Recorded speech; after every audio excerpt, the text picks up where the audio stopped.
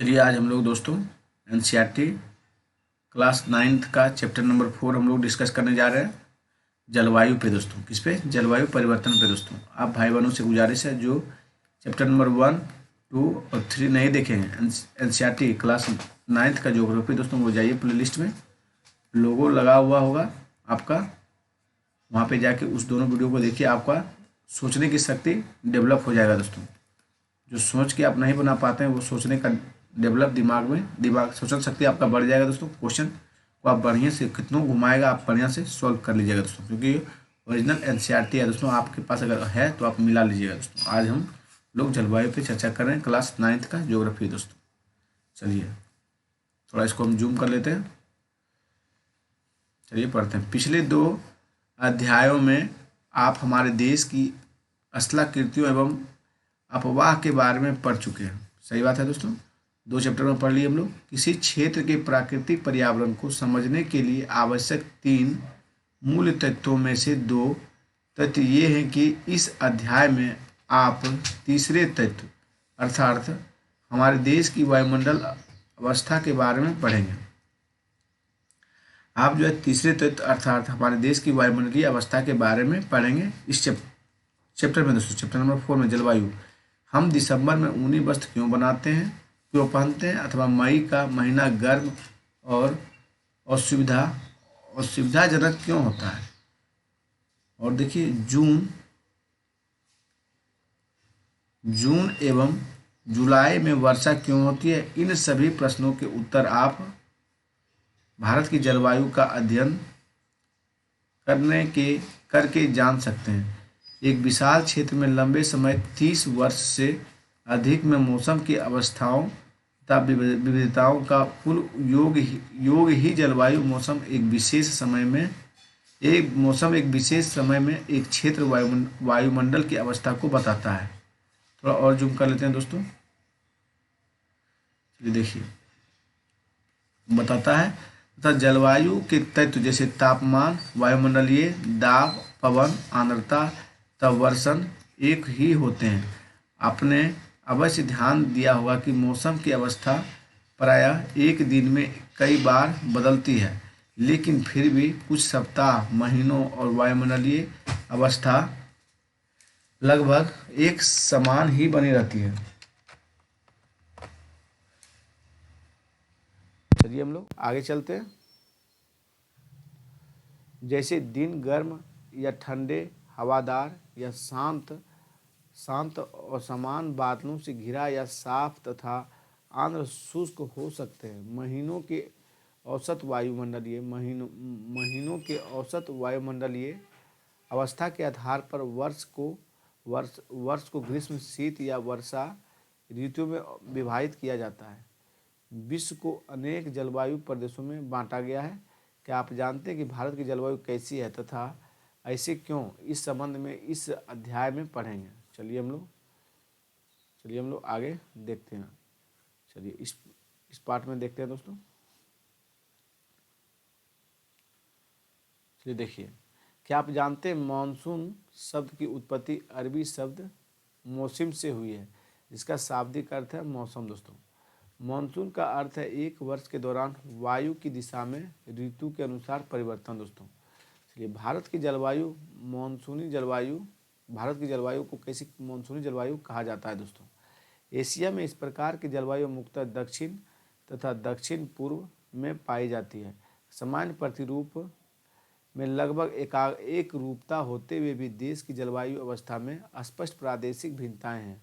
आइए हम 2 महत्वपूर्ण तत्व एवं तापमान एवं वर्षण को लेकर देखें कि एक स्थान से दूसरे स्थान पर तथा एक मौसम से दूसरे मौसम में इनके किस प्रकार की भिन्नता है दोस्तों। चलिए देखिए, गर्मियों में राजस्थान के मरुस्थल में कुछ स्थानों का लगभग तापमान 50 डिग्री से तक पहुंच जाता है दोस्तों, जबकि जम्मू कश्मीर के पहलगांव में तापमान 20 डिग्री सेल्सियस रहता है। सर्दी की रात में जम्मू कश्मीर में द्रास का तापमान -45 डिग्री सेल्सियस तक हो सकता है दोस्तों। जम्मू कश्मीर में द्रास का तापमान जो है सर्दी के दिनों में, मतलब ठंडी के दिनों में दोस्तों, -45 डिग्री तक हो सकता है, जबकि तिरुवनंतपुरम में 22 डिग्री से कम 22 डिग्री सेल्सियस हो जाता है हो सकता है दोस्तों। क्या आप जानते हैं कुछ क्षेत्र में रात एवं दिन के तापमान में बहुत अधिक अंतर होता है। थार के मरुस्थल में दिन का तापमान 50 डिग्री सेल्सियस से तक हो सकता है, जबकि उसी रात यह नीचे गिरकर 15 डिग्री सेल्सियस तक पहुंच सकता है दोस्तों। दूसरी ओर केरल या अंडमान निकोबार में दिन और रात का तापमान लगभग समान ही रहता है दोस्तों। चलिए अब वर्षण की ओर ध्यान दें। वर्षण के रूप तथा प्रकार में ही नहीं बल्कि उसकी मात्रा या ऋतु के अनुसार वितरण में भी भिन्नता होती है। हिमालय में वर्षण अधिकतम हिम के रूप में होता है तथा देश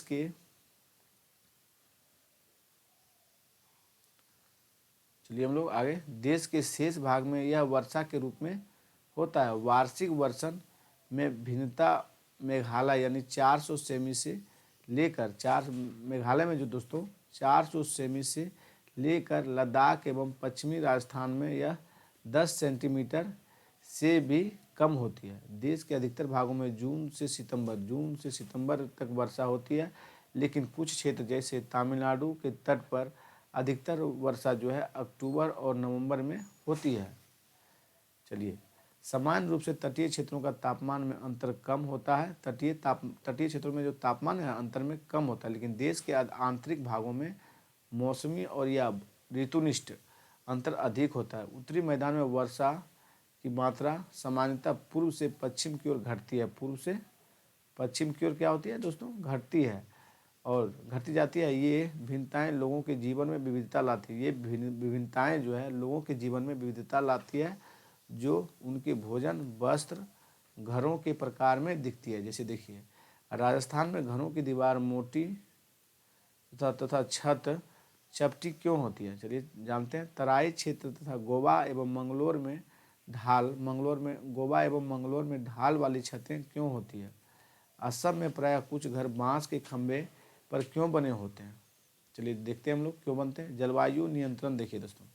जलवायवीय नियंत्रण किसी भी क्षेत्र की जलवायु को नियंत्रित करने वाले 6 प्रमुख कारक हैं। कौन कौन है देखिए। अक्षांश पहला हुआ, फिर तगुनता जिसे ऊंचाई कहते हैं, फिर वायुदाब दोस्तों,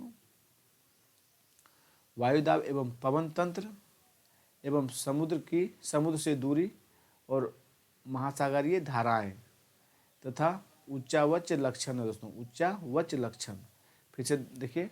किसी भी क्षेत्र की जलवायु को नियंत्रित करने वाले 6 प्रमुख कारक हैं। इंपॉर्टेंट है दोस्तों, इंपॉर्टेंट पॉइंट है, इसको ध्यान रखिएगा। अभी भी आए दोस्तों।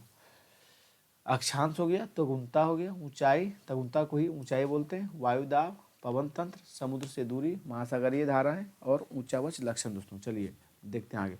पृथ्वी की गोलाई के कारण इससे प्राप्त सौर ऊर्जा की मात्रा अक्षांशों के अनुसार अलग अलग होती है। इसके परिणाम स्वरूप तापमान विषुवत से ध्रुवों की ओर समानांतर घटती जाती है। जब कोई व्यक्ति पृथ्वी की सतह से ऊंचाई की ओर जाता है तो वायुमंडल की सघनता कम हो जाती है तथा तापमान घट जाता है दोस्तों। तापमान जो है घट जाता है। इसलिए पहाड़ियाँ गर्मी और मौसम में भी ठंडी होती है। पहाड़ियाँ जो है गर्मी के मौसम में भी ठंडी होती है। किसी भी क्षेत्र का वायु दाब एवं पवन तंत्र उस स्थान के अक्षांश एवं तथा ऊंचाई पर निर्भर करती है। इस प्रकार यह तापमान व वर्षा के वितरण को प्रभावित करता है। समुद्र का जलवायु का समकारी प्रभाव पड़ता है। जैसे जैसे समुद्र की दूरी बढ़ती है यह प्रभाव कम होते जाता है। चलिए हम लोग नेक्स्ट देखते हैं। कम होते जाता है एवं लोग विषम मौसमी अवस्थाओं को महसूस करते हैं। इसे महाद्वीपीय अवस्था, इसे क्या कहते हैं? महाद्वीपीय अवस्था, यानी गर्मी में बहुत अधिक गर्म और सर्दी में बहुत अधिक ठंड कहते हैं। महासागरीय धाराएं समुद्र से तट की ओर चलने वाली हवाओं के साथ तटीय क्षेत्रों की जलवायु को प्रभावित करती है। उदाहरण के लिए जैसे कोई भी तटीय क्षेत्र जहां गर्म या ठंडी जलधाराएं बहती है और वायु की दिशा समुद्र से तट की ओर हो, तब वह तट गर्म या ठंडा हो जाएगा। ज्ञात कीजिए। विश्व के अधिकतर मरुस्थल उपोष्ण कटिबंधीय भागों में स्थित महाद्वीपों के पश्चिमी किनारे पर क्यों स्थित हैं?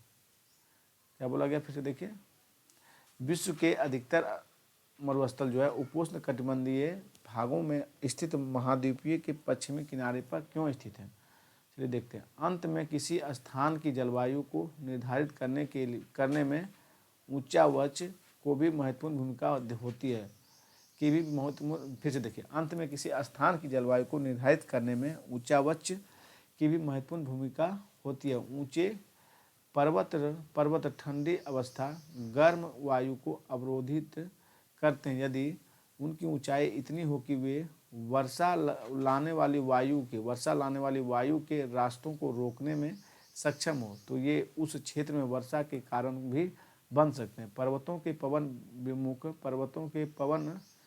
विमुख ढाल अपेक्षाकृत सूखे रहते हैं। भारत की जलवायु को प्रभावित करने वाले कारक देखिए दोस्तों, अक्षांश हो गया पहला कारक। देखिए कर्क यानी कर्क वृत्त देश के मध्य भाग यानी पश्चिम में कच्छ के रण से लेकर पूर्व में मिजोरम से होकर गुजरती है। देश का लगभग आधा भाग कर्क वृत्त के दक्षिण में स्थित है, जो उष्णकटिबंधीय क्षेत्र है दोस्तों। कैसा क्षेत्र है? उष्णकटिबंधीय। कर्क वृत्त के उत्तर में स्थित शेष भाग उपोष्ण कटिबंधीय। कैसा है? उपोष्ण दोस्तों, ठंडा गर्मी दोनों पड़ता है उपोष्ण मतलब दोस्तों।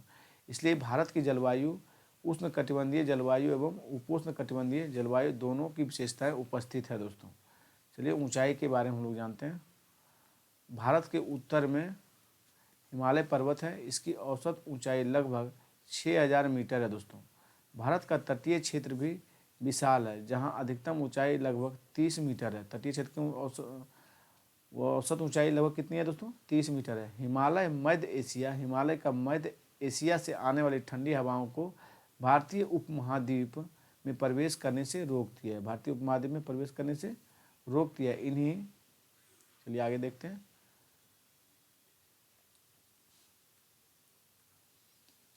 इन्हीं पर्वतों के कारण इस क्षेत्र में मध्य एशिया की तुलना में ठंड कम पड़ती है दोस्तों। वायुदाब एवं पवन देखते हैं। चलिए इस पर डिस्कस करते हैं। भारत में जलवायु तथा संबंधित मौसमी अवस्थाएं निम्नलिखित वायुमंडलीय और अवस्थाओं में संचालित होती है दोस्तों।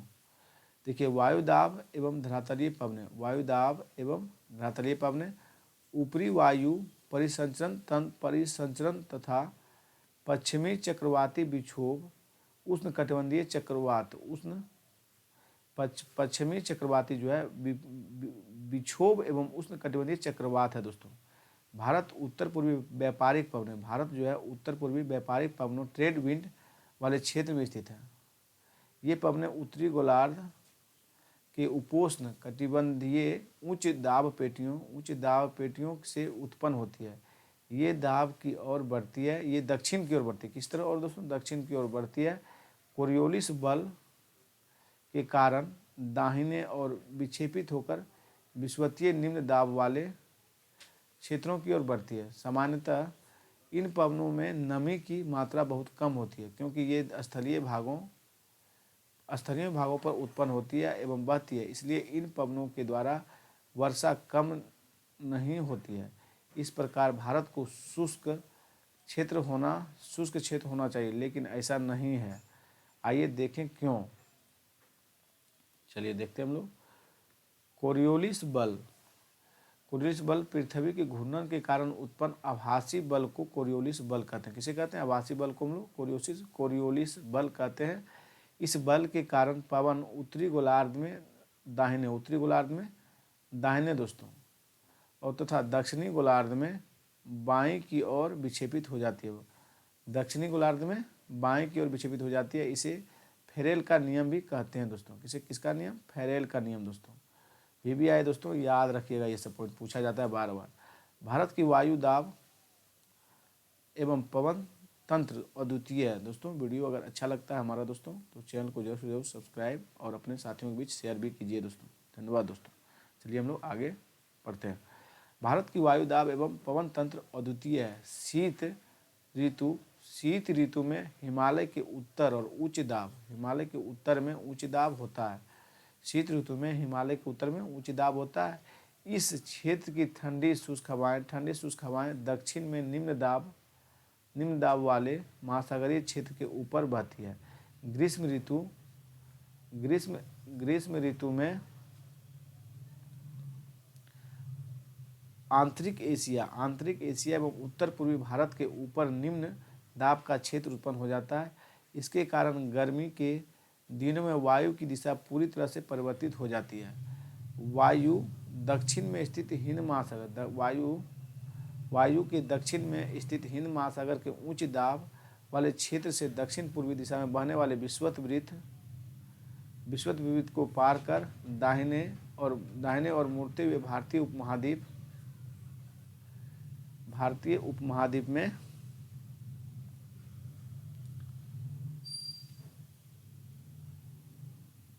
उपमहाद्वीप पर स्थित निम्न वायुदाब की ओर बहने लगती है। इन्हें दक्षिण पश्चिम मानसून पवनों के नाम से जाना जाता है। ये पवनें कोष्ण महासागरों के ऊपर से बहती है, नमी ग्रहण करती है तथा भारत की मुख्य भूमि पर वर्षा कराती है। दोस्तों चलिए ऋतुएं देखते हैं। दोस्तों हम लोग अब ऋतु पर डिस्कस करते हैं। मानसूनी जलवायु की विशेषता एक विशिष्ट मौसमी प्रतिरूप होता है।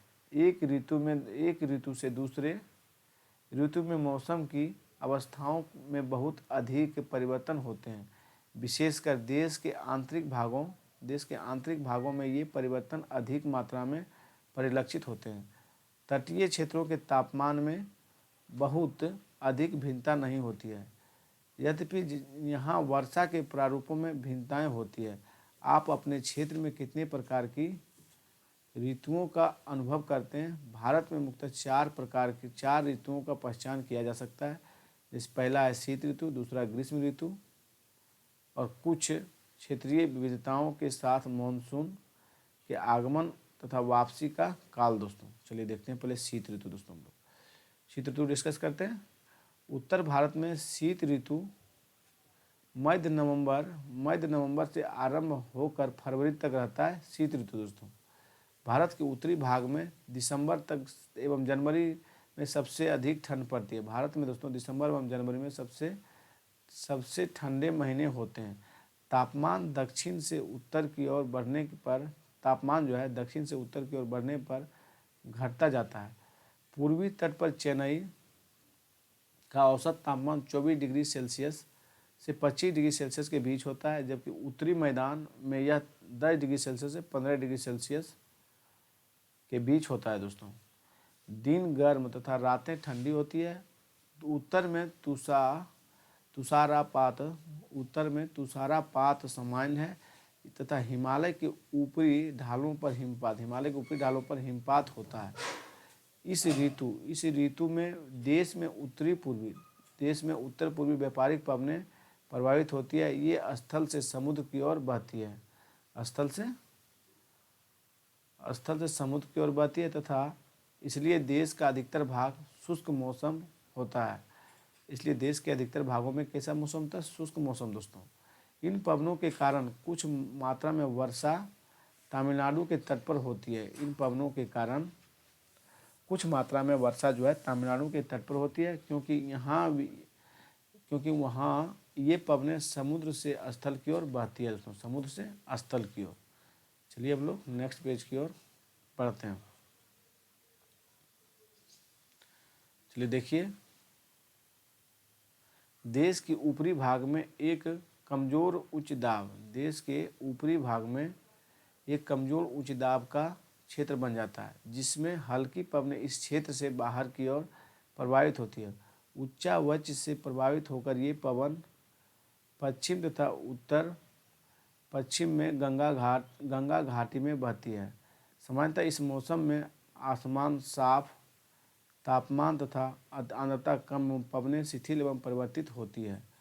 शीत ऋतु में उत्तरी मैदान में पश्चिम एवं उत्तर पश्चिम से चक्रवाती विक्षोभ का अंतर्वाह विशेष लक्षण है। यह कम दाब वाली प्रणाली भूमध्य सागर एवं पश्चिमी एशिया के ऊपर उत्पन्न होती है। पश्चिमी पवनों के साथ भारत में प्रवेश करती है। इसके कारण शीतकाल में मैदानों में वर्षा होती है तथा पर्वतों पर हिमपात, जिसकी उस समय बहुत अधिक आवश्यकता होती है। यद्यपि शीतकाल में वर्षा, जिसे स्थानीय तौर पर महावट कहा जाता है, कि कुल मात्रा कम हो जाती है। शीतकाल में क्या कहा जाता है? तो शीतकाल में वर्षा, जिसे स्थानीय तौर पर महावट कहा जाता है, कि कुल मात्रा कम होती है, लेकिन ये रबी फसलों के लिए बहुत ही महत्वपूर्ण होती है। देखिए, प्रायद्वीपीय भागों में शीत ऋतु स्पष्ट नहीं होती है। समुद्री पवनों के प्रभाव के कारण शीत ऋतु में भी यहाँ तापमान के प्रवास ना के बराबर परिवर्तन होते हैं। देखिए, ग्रीष्म ऋतु, सूर्य से उत्तर की ओर आभासी गति के कारण भूमंडलीय ताप पट्टी ऊपर की तरफ खिसक जाती है और मार्च से मई तक भारत में ग्रीष्म ऋतु होती है। ताप पट्टी के स्थानांतरण के प्रभाव का पता विभिन्न अक्षांशों पर मार्च से मई के दौरान रिकॉर्ड किए गए तापमान को देखकर लगाई जा सकती है। मार्च में ढक्कन के पठार का उच्च तापमान लगभग 38 डिग्री सेल्सियस होता है दोस्तों। अप्रैल में मध्य प्रदेश एवं गुजरात का तापमान लगभग 42 डिग्री सेल्सियस होता है। मई में देश के उत्तर पश्चिमी भागों का तापमान सामान्यतः 45 डिग्री सेल्सियस होता है और प्रायद्वीप भारत में समुद्री प्रभाव के कारण तापमान कम होता है दोस्तों। देश के उत्तरी भाग में ग्रीष्म काल में तापमान में वृद्धि होता है, वायु दाब में कमी आती है।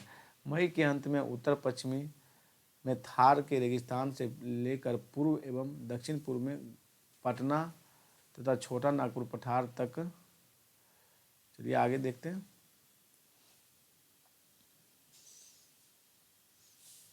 छोटा नागपुर पठार तक कम दाब का लंबा क्षेत्र उत्पन्न होता है। इसे पवन का परिसंचरण इस गर्त के चारों ओर प्रारंभ होता है। लू जो है दोस्तों, ग्रीष्म काल का एक प्रभावी लक्षण है। ये धूल, भारी गर्म और शुष्क पवनें होती है, जो कि दिन के समय भारत के उत्तर एवं उत्तर पश्चिमी क्षेत्रों में चलती है। कभी कभी ये देर शाम तक जारी रहती है। इस हवा का सीधा प्रभाव घातक भी हो सकता है। उत्तर भारत में मई महीने के दौरान सामान्यतः धूल भरी आंधियाँ आती है। ये आंधियाँ अस्थायी रूप से आराम पहुंचाती है, क्योंकि ये तापमान को कम कर देती है तथा अपने साथ ठंडे समीर और हल्की वर्षा लाती है। इस मौसम में कभी कभी तीव्र हवाओं के साथ साथ गरज वाली मूसलाधार वर्षा भी होती है। इसके साथ प्रायः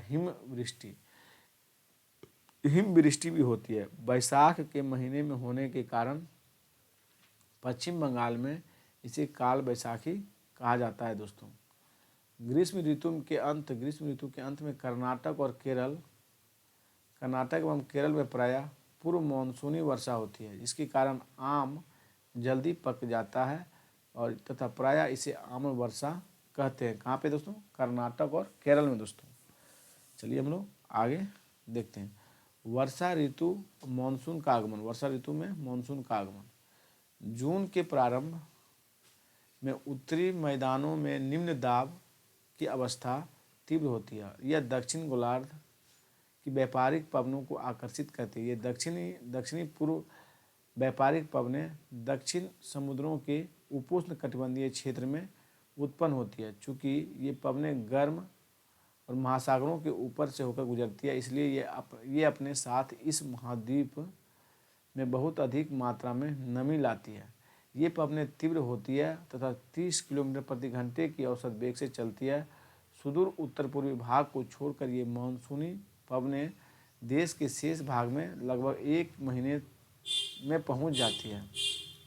दक्षिण पश्चिम मानसून का भारत में अंतर्वाह यहाँ के मौसम को पूरी तरह परिवर्तित कर देता है। मौसम के प्रारंभ में पश्चिम घाट के पवनमुखी भागों में भारी वर्षा लगभग 250 सेंटीमीटर से अधिक होती है दोस्तों।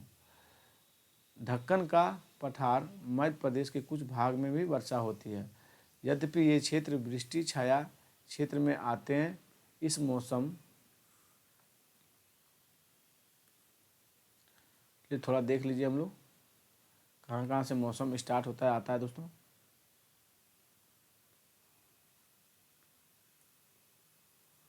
देखिए भारत का मौसम दोस्तों, भारत का मानसून देखिए स्टार्ट, देखिए यहाँ दोस्तों, यहाँ स्टार्ट कहाँ से होता है,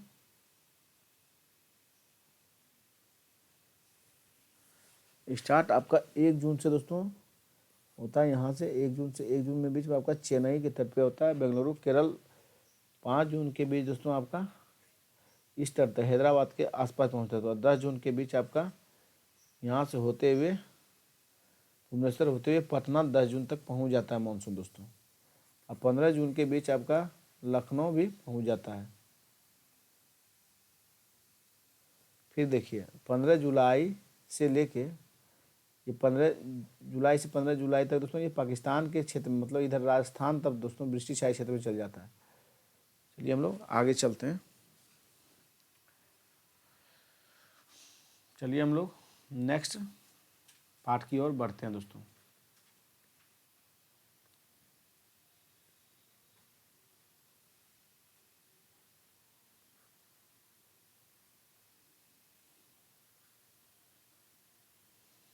चलिए देखिए अधिकतर वर्षा देश के उत्तर पूर्वी, अधिकतर जो वर्षा होता है दोस्तों देश के उत्तर पूर्वी भागों में होती है।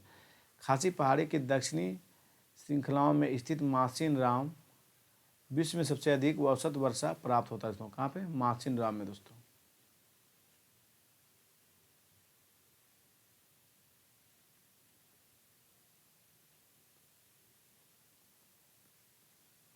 चलिए गंगा की घाटी में पूर्व से पश्चिम की ओर वर्षा की मात्रा घटती जाती है। राजस्थान एवं गुजरात के कुछ भागों में बहुत कम वर्षा होती है दोस्तों, बहुत कम वर्षा होती है। मानसून से संबंधित एक अन्य परिघटना है वर्षा में विराम। इस प्रकार इसमें आर्द्र एवं शुष्क दोनों तरह के अंतराल होते हैं। दूसरे शब्दों में मानसूनी वर्षा एक समय में कुछ दिनों तक ही होती है, इसे वर्षा रहित अंतराल भी कहते हैं। मानसून में आने वाले विराम मानसूनी परगर्त की गति से संबंधित होती है। विभिन्न कारणों से गर्त एवं इसका अक्ष उत्तर और दक्षिण की ओर खिसकता रहता है, जिसके कारण वर्षा का स्थानिक वितरण सुनिश्चित होता है। जब मानसून के गर्त का अक्ष मैदान की ओर होता है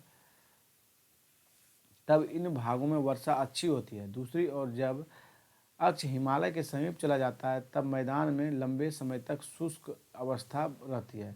तब हिमालय की नदियों की पर्वतीय जलग्रहण क्षेत्र में विस्तृत वर्षा होती है। इसे भारी वर्षा के कारण मैदानी क्षेत्रों में विनाशकारी बाढ़ें आती है एवं जान माल की भारी क्षति होती है। उष्णकटिबंधीय निम्न दाब की तीव्रता एवं आवृत्ति भी मानसूनी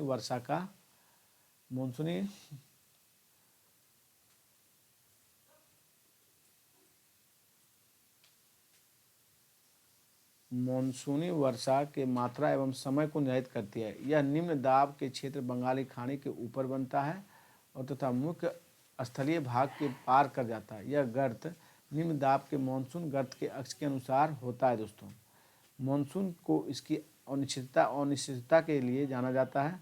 शुष्क और आर्द्र स्थितियों की तीव्रता, आवृत्ति एवं समय काल में भिन्नता होती है। इसके कारण यदि एक भाग में बाढ़ आती है तो दूसरे भाग में सूखा पड़ता है।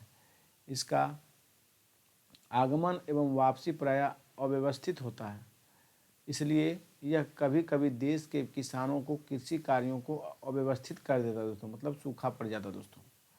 मानसून की वापसी देखिए, परिवर्तनीय मौसम अक्टूबर नवंबर के दौरान दक्षिण की तरफ सूर्य के आभासी गति के कारण मानसून गर्त, जिसे हम लोग निम्न दाब वाला क्षेत्र भी कहते हैं दोस्तों। चलिए हम लोग आगे देखते हैं। देखिए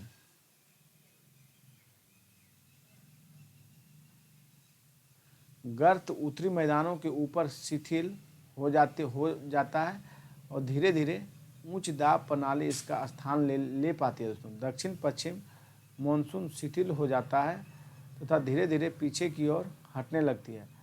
अक्टूबर के प्रारंभ में मानसून अपने उत्तर के मैदान से हट जाती है अक्टूबर एवं नवंबर का महीना गर्म वर्षा ऋतु से शीत ऋतु में परिवर्तन का काल होता है। मानसून की वापसी होने से आसमान साफ एवं तापमान में वृद्धि हो जाता है। मानसून वापसी होने से आसमान साफ एवं तापमान में वृद्धि हो जाती है। दिन का तापमान उच्च होता है जबकि रातें ठंडी एवं सुहावनी होती है दोस्तों। स्थल अभी भी आर्द्र होता है। उच्च तापमान एवं आर्द्रता वाली अवस्था के कारण दिन का मौसम असहनीय हो जाता है। इसे सामान्यतः क्वार की उमस के नाम से जाना जाता है। अक्टूबर के उत्तरार्ध में विशेषकर उत्तरी भारत में तापमान तेजी से गिरने लगता है दोस्तों।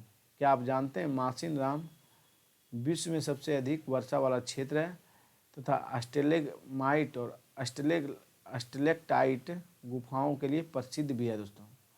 फिर से रिपीट कीजिए, भी आया दोस्तों, ये भी पूछा जाता है। मासिन राम विश्व में सबसे अधिक वर्षा वाला क्षेत्र तथा स्टेलेग्माइट एवं स्टेलेक्टाइट गुफाओं के लिए भी प्रसिद्ध है दोस्तों। चलिए, नवंबर के प्रारंभ में उत्तर पश्चिम भारत के ऊपर निम्न दाब वाली अवस्था बंगाली खाड़ी पर स्थानांतरित हो जाती है। यह स्थानांतरण चक्रवाती निम्न दाब से संबंधित होता है जो अंडमान सागर के ऊपर उत्पन्न होता है। ये चक्रवात सामान्यतः भारत के पूर्वी तट को पार करते हैं जिसके कारण व्यापक एवं भारी वर्षा होती है। ये उष्ण कटिबंधीय चक्रवात प्रायः विनाशकारी होते हैं। क्या होते हैं? विनाशकारी होते हैं। गोदावरी और कृष्णा और कावेरी नदियों के सघन आबादी वाले डेल्टा प्रदेशों में अक्सर चक्रवात आते हैं जिसके कारण बड़े पैमानों पर जान माल की क्षति होती है। कभी कभी ये चक्रवात उड़ीसा, पश्चिम बंगाल एवं बांग्लादेश के तटीय क्षेत्रों में भी पहुंच जाते हैं। कोरोमंडल तट पर अधिकतर वर्षा इन्हीं चक्रवातों और अवदाबों से होती है दोस्तों।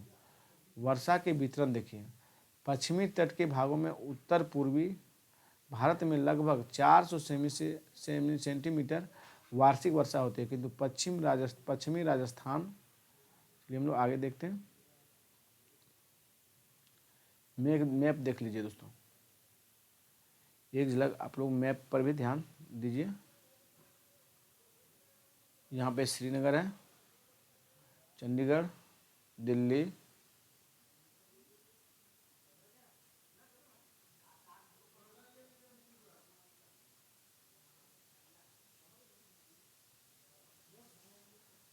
चलिए इस मैप को समझना जरूरी है दोस्तों, इसको समझना बेहद ही जरूरी है दोस्तों। देखिए,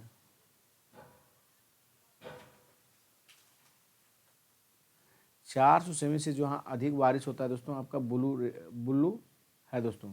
इस सब रेंज में देखिए 400 से अधिक बारिश होती है दोस्तों, ये सब रेंज में लोग देखिए। फिर देखिए, हल्का जो कलर है दोस्तों, हल्का कलर का, इसमें दोस्तों ये सब रेंज आता है। इसमें आपका 200 से 400 के बीच होता है दोस्तों। फिर यहाँ आपका 200 से 400 के बीच बारिश होती है। फिर ये पट्टी में भी दोस्तों 200 से 400 के बीच बारिश होती है दोस्तों। और 100 से 200 सेमी वाला आपका ये भाग है दोस्तों।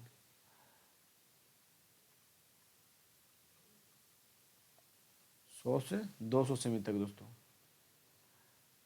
चलिए हम लोग आगे बढ़ते हैं। 60 से 100 सेमी वाला जो क्षेत्र है दोस्तों, आपका ये क्षेत्र है 60 से 100 सेमी वाला। और 40 से 60 जो होता है, 40 से 60 डिग्री वर्षा दोस्तों, आपका देखिए ये क्षेत्र होता है, ये क्षेत्र है। फिर आपका ये क्षेत्र हो जाएगा दोस्तों। चलिए हम लोग आगे बढ़ते हैं दोस्तों।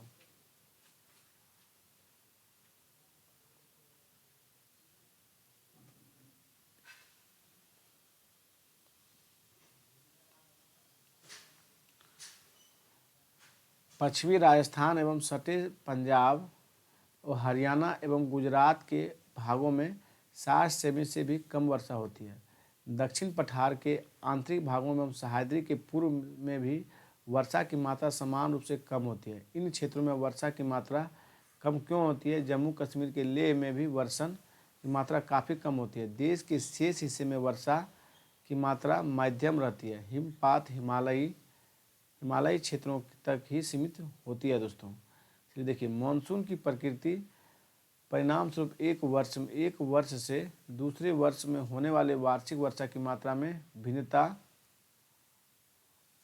होती है। लेकिन वर्षा की विषमता में निम्न वर्षा वाले क्षेत्र जैसे राजस्थान, गुजरात के कुछ भाग में पश्चिमी तटों के वृष्टि छाया प्रदेशों से अधिक पाई जाती है। अतः अधिक वर्षा वाले क्षेत्रों में बाढ़ें अधिक आती है, जबकि निम्न वर्षा वाले क्षेत्रों में सूखे की आशंका बनी रहती है। दोस्तों देखिए, मानसून में एकता का परिचायक मानसून। दोस्तों देखिए, आप पहले से ही पढ़ चुके हैं कि हिमालय अत्यंत ठंडी एवं पवनों में से भारतीय उपमहाद्वीप की रक्षा करता है। इसके कारण अपेक्षाकृत उच्च अक्षांशों के बावजूद उत्तर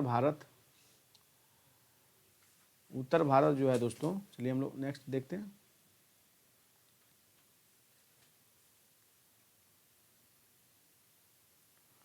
उत्तर भारत में निरंतर ऊंचा तापमान बना रहता है। उत्तर भारत में निरंतर ऊंचा तापमान बना रहता है। इसी प्रकार प्रायद्वीपीय पठार में तीनों ओर से समुद्रों के प्रभाव के कारण ना तो अधिक गर्मी पड़ती है और ना ही अधिक सर्दी। इसी समकारी प्रभाव के कारण तापमान की दिशाओं में बहुत कम अंतर पाया जाता है, परंतु फिर भी भारतीय प्रायद्वीप पर मानसून की एकता का प्रभाव बहुत ही स्पष्ट है। पवन की दिशाओं का ऋतुओं के अनुसार परिवर्तन तथा उनसे संबंधित ऋतु की दिशाएं ऋतु चक्रों को एक लय प्रदान करती है। वर्षा की अनिश्चितताएं तथा उसका असमान वितरण और मानसून की एक विशिष्ट लक्षण है। संपूर्ण भारतीय भूदृश्य, इसके जीव तथा वनस्पति और इसका कृषि चक्र, मानव जीवन एवं तथा उनके त्यौहार उत्सव, तो सभी इस मानसूनी लय के चारों ओर घूम रहे हैं। उत्तर में देखिए, उत्तर से दक्षिण तथा पूर्व से पश्चिम तरफ संपूर्ण भारतवासी प्रति वर्ष मानसून के आगमन की प्रतीक्षा करते हैं। ये मानसूनी पवनें हमें जल प्रदान कर कृषि की प्रक्रिया में तेजी लाती है एवं संपूर्ण देश को एक सूत्र में बांधती है। नदी घाटियाँ जो इन जलों को संवहन करती है, उन्हें भी एक नदी घाटी इकाई नाम दिया जाता है। दोस्तों चलिए हम लोग आगे अभ्यास प्रश्न की ओर चलते हैं।